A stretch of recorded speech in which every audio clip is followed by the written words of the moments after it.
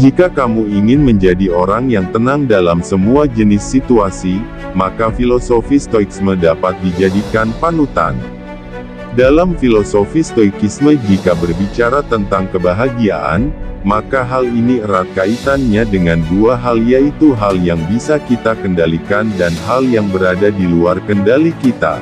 Maksudnya adalah kita hanya fokus memikirkan hal yang bisa kita kendalikan saja dan berfokus pada penyelesaian masalah, bukan pada masalah yang sedang terjadi. Lalu apa itu Stoikisme? Stoikisme adalah aliran filsafat yang berpandangan bahwa manusia harus mampu mengontrol pikiran dan emosi dirinya sendiri untuk tetap tenang dan bisa mensyukuri apapun keadaan yang sedang atau sudah terjadi. Stoikisme pertama kali diperkenalkan di Yunani oleh seorang filsuf bernama Zeno di awal abad ketiga sebelum Masehi. Kemudian disebarluaskan oleh beberapa ilmuwan, politikus dan filsuf lainnya. Setidaknya ada 3 tokoh utama yang mampu mempopulerkan filsafat Stoikisme. Mereka adalah Seneca, Epictetus dan Marcus Aurelius.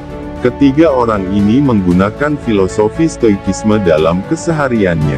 Mereka juga berasal dari latar belakang yang berbeda-beda dan menyebarkan aliran filosofi Stoikisme dalam lingkungan masing-masing.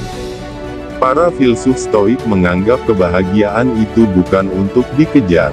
Mereka lebih fokus pada cara bagaimana dapat mengurangi emosi negatif, mulai dari overthinking, marah, sedih, stres, dan juga galau. Dengan memperbaiki nalar tersebut, maka kita akan lebih mampu mengendalikan perilaku kita dalam menghadapi emosi tersebut. Ketakutan kita untuk menghadapi situasi yang tidak kita harapkan sebenarnya lebih besar dibandingkan dengan akibat yang akan muncul dari peristiwa yang terjadi. Inti ajaran etika Stoikisme, menurut Massimo Pigliucci, penulis buku How to Be a Stoic, terdiri dari 2 pilar. Pertama, kebajikan-kebajikan utama, yang terdiri dari kebijaksanaan dalam hidup sehari-hari, keberanian, keadilan dan sikap tidak berlebihan atau moderat. Ini merupakan nilai-nilai universal yang harus selalu kita wujudkan dalam setiap situasi. Kedua, pemilahan kendali, yaitu bahwa ada hal-hal yang bergantung pada kita atau yang dapat kita kendalikan dalam kehidupan kita, dan ada hal-hal yang tidak bergantung pada kita atau berada di luar kendali kita. Pemahaman terhadap pilar kedua ini, dapat membantu kita untuk berstrategi, misalnya dalam menghadapi berbagai situasi yang pelik, sebagai contoh mencoba menolong orang lain yang kesulitan di hadapan kita, masih berada dalam kendali kita. Namun, memastikan bahwa orang tersebut bisa selamat, sama sekali bukan bergantung pada kita. Lalu bagaimana menerapkan Stoikisme dalam kehidupan sehari-hari? Berikut penjelasannya. Yang pertama adalah, tidak merumitkan masalah. Prinsip yang dipegang oleh aliran Stoikisme adalah menyederhanakan suatu masalah.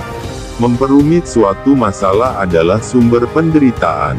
Banyak sekali orang yang lebih senang berdebat padahal menyederhanakannya akan lebih membuat bahagia.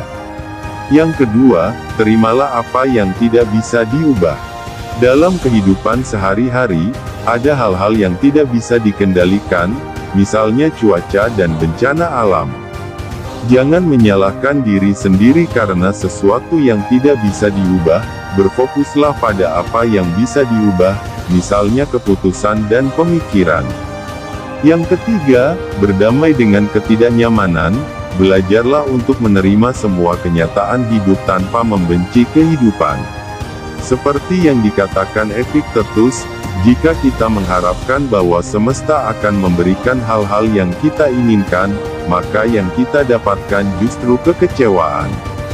Namun, saat kita menerima segala sesuatu yang diberikan alam semesta, maka hidup akan jauh lebih damai dan bahagia.